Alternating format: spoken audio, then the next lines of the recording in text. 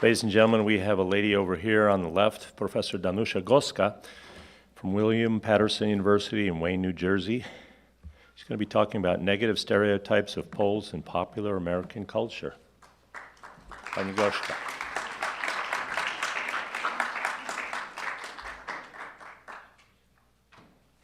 Good morning. Good morning, everybody. Thank you so much for being here. In the days leading up to the Poland First to Fight conference, one of the presenters, I'll say good morning again and thank you again for being here.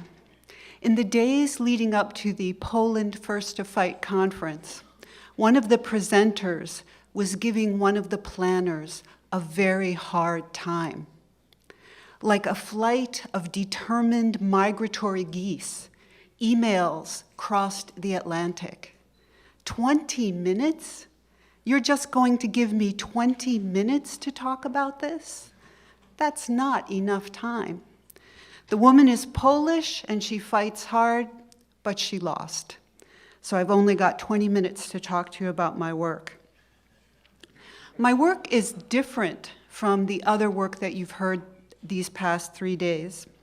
Stacy Fitzgerald, Kenneth Koskaden, Krystyna Zamorska, and everyone else talks about facts, dates, names, events, atrocities. I don't talk about facts. I talk about these. I talk about the lenses through which people perceive facts. You can state the complicated and astounding facts of Polish history as clearly as possible. And you get this, and you get this. If you think I'm making this up, I'll give you some examples. In the 2004 documentary, Hiding and Seeking, made by Menachem Daum, who married the child of a Holocaust survivor whose parents and uncle were hidden by Polish peasants, visits his sons. Now, these young men are grandsons of a Polish Jew who survived thanks to Polish peasants. And these sons say, we want nothing to do with Polish people. Further, we want nothing to do with Christians. And he asks the man who was rescued, and the man who was rescued said, the only time you can trust a Gentile is after he's dead. The only good Gentile is a dead Gentile. So do the facts change people's minds? Often not. Another example, in the book Shtetl by Eva Hoffman. Eva Hoffman gives the story of a Polish Jew who, again, was saved by Polish Catholics. And this woman tells her story to Eva Hoffman about how numerous Polish people had to keep their mouths shut or give her some food or give her some help. And at the end of that story, the woman concluded by saying, now you see why we hate the Polacks. Another example, when I did research for my book, I asked modern-day Jewish Americans, what do you think of when you hear the word Polish? And one of my informants said to me, I think of big, beefy peasants, not very smart, but very strong. This young lady knows Polish people in real life. And she said that they're white-collar professionals and they're quite intelligent. But knowing real Polish people did not interfere with the stereotype in her head. My work is dense. There is no soundbite version. There are many different scholars cited in this book. And it's also difficult. Sue Knight is a British woman I know through the internet. She's been reading my work for 25 years. And she says that when she reads my work, she keeps the biblical Psalms at her elbow to help her get through it. It's not easy. It's not easy to read about the Holocaust. It's also not easy to read about people distorting the facts of the Holocaust, of Nazism, of World War II, in order to sell a stereotype. So I cannot give you my full presentation today, and I got an email late last night from one of the organizers saying, don't do your full presentation. I'm only going to do part of it. But I did distribute a handout that has the YouTube address of the full presentation, and you can watch the rest of it on YouTube after I finish my 20 minutes. So Biegański is a book not about facts, but about how we talk to each other. And by we, I don't just mean Polish people, and I don't just mean Jewish people. I mean all of humanity.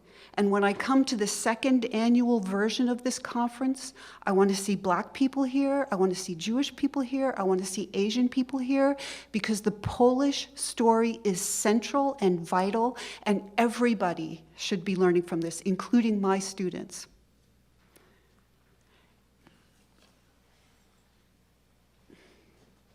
I'm sorry. This is the first time I've had this thing in my hand. Okay. So Biegański is a book about how we talk to each other. It's about how we talk to each other about the Holocaust. It's about how we talk to each other about any kind of hate or atrocity. It's about anti-Semitism. It's about any kind of bigotry and prejudice. And it's also about suffering. Whose suffering matters? Whose suffering are we taught to care about? It's about diversity, multiculturalism, and it's about neighbors. It keeps advancing without my pressing it. I don't know what to do. I'll wing it. I'll wing it. Is there a way to stop it from auto-advancing? It's advancing. I'm not touching it, and it's advancing. Still now. Well, there it goes. Are you touching it again? No, I haven't touched it. What to do?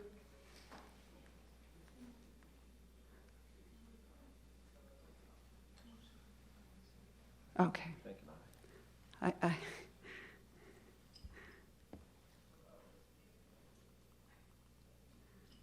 Okay, so what button do you want me to press? Excuse me? Yeah, that's what I've been doing, but it's auto-advancing. Okay. Okay. Biegański is also about hate, how people understand hate. And one of the things that you need to know is that in books that are not about the Holocaust, Polish people are used as the perfect example of a hateful population. And one of the books I cite in my book is a book that's simply called Hate. And it starts by talking about Polish people and how hateful Polish people are. And then the author goes on to talk about hate in general. So we are the haters, and we need to know that. This is bigger than just this room. This is about people being taught that we are scary and dangerous and bad. It's about how we talk to each other. There's lots of good books about our history and about our suffering, and that's not what my book is. It's about talk. Here we have a picture of a Christian and a Jew talking to each other. And it looks like it's just two people, but there's actually one other person there. And the one other person there is Shylock. That's the stereotype of Jews, very negative stereotype of Jews, kind of hovers over the conversation. Every time a Christian and a Jew talk to each other, Shylock is in the background, and it becomes a no man's land. It becomes a battlefield. And we take a lot of care because we don't want to feed into that stereotype.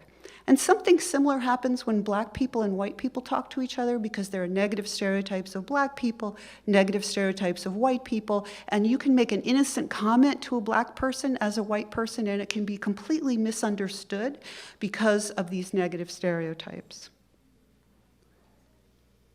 and negative stereotypes of whites. How about when Poles and Jews talk to each other? And these are real people who I really know, and some of them have Polish Catholic ancestry, and some of them have Polish Jewish ancestry. What happens when they talk to each other? We want to feel good about each other, we want to get along, but we've got this stereotype hovering in the background, the negative stereotype of Jews. And so when we talk about the difficult aspects of Jewish life in Poland, we exert a great deal of care. We don't speak carelessly. If we're going to talk about how there was a large number of Jews who didn't speak Polish, if we're going to talk about the middleman minority status of Jews in Poland, if we're going to talk about Jews who are in the communist security apparatus, we exert a great deal of care. And we walk on eggshells. And we do this because we're not anti-Semites and we don't want to talk like anti-Semites. One thing that anti-Semites do is they go through the Talmud and they pick out verses and they say, see, this particular verse, this is why Jews are bad people because of this verse in the Talmud, which is a terrible thing to do. But what happens when someone who's identified as Polish says something public that's critical of Jews? Agnieszka Holland is a Polish director. She made these high-profile films, In Darkness and Europa, a Europa. And she made a negative comment about Claude Lanzmann. She was vilified in the international press. How dare this Polish woman say something negative about Claude Lanzmann? Her father was a Jew. Nobody cares. She has Polish identity, so she's not allowed to say something negative about Claude Lanzmann. People don't attribute Jewish identity to negative behavior. You all know, I suppose, that when the Soviets advanced on September 17th, 1939, some Jewish people greeted the Soviet tanks with bread and salt. And this is Michael Steinloff, an excellent scholar, and he wrote Bondage to the Dead. And when he wrote about Jews greeting the Soviets triumphantly and warmly, he said, it's because of local conditions. It's not because all Jews are communists. There was something going on locally that caused these Jews to engage in this activity. And this effort to understand any kind of negative behavior that Jewish people engage in is found in the popular press. We all know about Bernie Madoff, we know about Jeffrey Epstein, we know about Harvey Weinstein. When a Jewish person does something bad, the press jumps in and says, listen, we can't be anti-Semites. We can't say that all Jews are doing these bad things. And these articles appear in the press and say, don't be prejudiced, don't attribute this negative behavior to all Jews. But that what happens, so we work as hard as we can not to be anti-Semites and to banish Shylock from our conversation.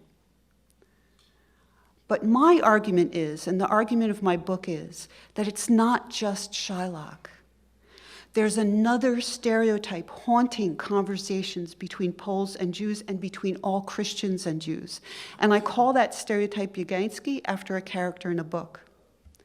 And you see this image of sort of a brutish-looking peasant. That's the stereotype. And by the way, my parents were born peasants, so I am not anti-peasant, and I am quite proud of my peasant ancestry. The brute Polak stereotype, more animal than human, brutal, violent, stupid, ignorant, dirty, primitive, unevolved, hateful, bigoted, chauvinistic, superstitious, specifically Catholic, inferior to clean, educated, modern, multicultural, secular people. That is the lens. And people who have internalized this stereotype would have heard every talk the past couple of days through this lens, especially the talk previous to mine about Dmowski. We're chauvinistic. Poles are chauvinistic. That's just it. Okay. And this stereotype is everywhere, and my book demonstrates that it's everywhere. It's in journalism, it's in academia, it's in government, it's in church sermons, it's everywhere. And this is the Ruderman Foundation, which helps people with handicaps, which is an admirable goal. They made a video of Jewish people just repeating the words over and over again, Polish Holocaust, Polish Holocaust, Polish Holocaust, because we are responsible for the Holocaust. Our identity, our essence is responsible for the Holocaust.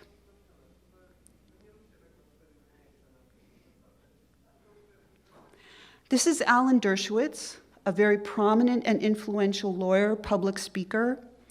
He wrote in the Wall Street Journal, which is mainstream media, an article that creates a metonym. What's a metonym? A metonym is when you take something small and make it stand in for something big. For example, if I say the track, I'm talking about horse racing. In Alan Dershowitz's article, Poland is a metonym for the Holocaust. Catholicism is a metonym for the Holocaust. Church sermons is a metonym for the Holocaust. Now think back to what I just said about the Talmud. It is an anti-Semitic strategy to go through the Talmud and pick out negative quotes and say, this is why Jews are bad. Alan Dershowitz does the same thing. He goes through like this Catholic church sermon or that biblical verse and says, this is why Christianity is anti-Semitic and responsible for anti-Semitism. I recently reviewed a book called How to Fight Anti-Semitism by Barry Weiss. She's a New York Times editor and journalist. She wields a lot of power. She mentions Poland in passing in that book, published in 2019. Every mention is negative, and she blames anti-Semitism on Christianity. I also write about Islam. Islam has some very pointed anti-Jewish quotes in the Quran and in the Hadith. She says, no, it's all Christianity's fault. This is a well-reviewed book published in 2019. This image, and I'm not clicking. You can see I'm not clicking. It's advancing by itself. This image is called Revenge of the Peasants. Christopher Hill, who was the US ambassador to Poland, this is a diplomat who was paid with our tax dollars to be diplomatic to Poles, called Polish efforts to clean up talk about World War II and the Holocaust, Revenge of the Peasants. And the image is of peasants torturing people, chopping people up, lynching people. We're violent, we're vengeful, we're bloody, we're irrational. This is from the mouth of a United States ambassador, someone who is now teaching diplomacy at an American institution. He's an Obama appointee. So, I don't know how much time I have left, but I want to at least mention this word, to essentialize, to essentialize. The Biegański stereotype essentializes. It says that this is our essence. Remember when I was talking about the Jews, some Jews, not all Jews, cooperating with the communists, I said Michael Steinloff, a scholar I greatly respect, in a book I love, Bondage to the Dead, I recommend the book. He says that the Jews who greeted the Soviets with bread and salt and flowers, they don't represent all Jews. They were responding to local circumstances. It's something that happened in the past. That's not to essentialize. Biegański essentializes. It says it's our essence. No matter what we do, this is what we are, for all time, for eternity. So the criminals who did bad things in Jedwabne represent us, and we are them, and there's no escape. And I've been working on Polish-Jewish relations for 30 years, and I've been at conferences like this, and I've been in all-night conversations, and I have to tell you that no escape part is key. As long as we are Polish, as long as we are Catholic, we are bad. And that's what Menachem Daum quotes his father-in-law as saying, you don't trust a Gentile until he's dead. And I'm not essentializing Jews, because this is not all Jews, but there are some Jews and some non-Jews who have internalized this stereotype that essentializes us. Okay, this is one of my most pronounced experiences of being essentialized. I was a graduate student on the campus of the University of California at Berkeley, a very demanding school, not easy to get into. And one of my fellow graduate students said to me, you must be Jewish, you can't possibly be Catholic. And I said, why? You know, I'm Polish, I'm Catholic. He said, no, you read. And he was completely serious. You cannot be of Polish Catholic ancestry. That's to essentialize. So I'm saying it's everywhere, it's found everywhere in our culture. Even Barack Obama, who I'm sure did not want to insult Poles, referred to the Polish death camps. And one of the arguments I get from well-meaning people is they say there's no such thing as a stereotype of Poles. And you know, they're very aware that black people are stereotyped, they're very aware that Jews are stereotyped. And when I was doing my research, I invited Jewish people to come to my house and to be interviewed. And they would, you know, they're good people, they're nice people, and you know, we're all American, and we all like each other, and I was in a college town. and they were drinking my tea and eating my cookies, and we're all getting along. And I would say, what do you think of when you think of a Polish person? They'd say, I grew up in a house without prejudice. I don't have any prejudices. And then I would ask them a couple of questions. And the first question was, you need brain surgery. You have a choice between two surgeons. On paper, their qualifications are exactly the same. One of them is named Dr. Smith, and one of them is named Dr. Kowalski. And they would get this horrified look on their face. And one of my informants, and you can read about it in my book, stutters and stumbles, and he says, I kind of hate to admit it, but I guess I don't want that Kowalski messing around with my head. And another question I asked them, and this happened so profoundly with one informant who was just a lovely man, very warm, very effusive, wanted to be my friend, didn't have a problem with my identity. And I said, you're on a TV game show. You've just won a round-trip, all expenses paid trip to Poland. How do you feel? And his face just fell. And he immediately said, I don't want to have anything to do with anyone who played any part in the Holocaust. That was his first sentence. And I had another informant, when she was answering this question, she gave me this long, long answer. And at the end of her answer, she said completely unself-consciously, I'd love to go back to Vienna. Vienna? Hitler, born in Austria. So I have a guy who posts on my blog, and he's always saying, it's the Jews, it's the Jews. It's not the Jews. The stereotype is everywhere. This is James Carroll, Constantine's Sword, very influential book. He's a former Catholic priest. I think he's Irish, I'm not sure. Irish-American, I'm not sure. In his book, he lies about how many Poles were murdered in Auschwitz. Like, if somebody lies about 6 million, they're a Holocaust denier, and they're a very bad person, and they don't win award after award after award. But this guy lies about how many Poles died in Auschwitz. And he says, Poles like to imagine that they have suffered. And that's part of the stereotype, that we are big whiners, and that we feel sorry for ourselves, and that we make up these stories that we've suffered. That's the lens through which people hear us when we speak. It's this stereotype.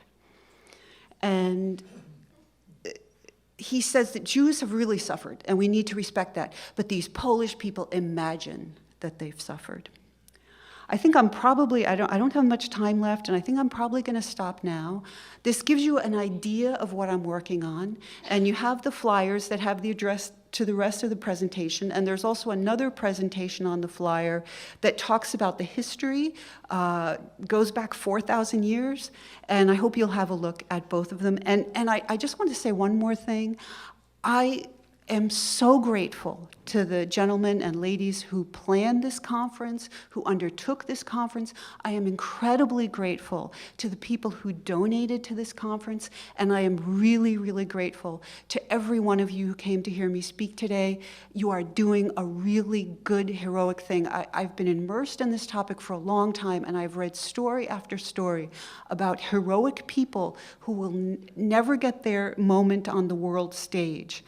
And I cannot tell you how many tears I've cried over this topic, and I really believe that the Polish Jewish story is a story that the whole world should hear. There's someone, maybe it was Stacy, it might have been, said if people can be monsters, they can also be saints. And Romeo Dallaire, who was in Rwanda during the genocide, wrote his book entitled it Shake Hands with the Devil. He said that he encountered evil, and he also encountered God in the midst of the Rwandan genocide. And we have stories like that, and they need to be told. Thank you.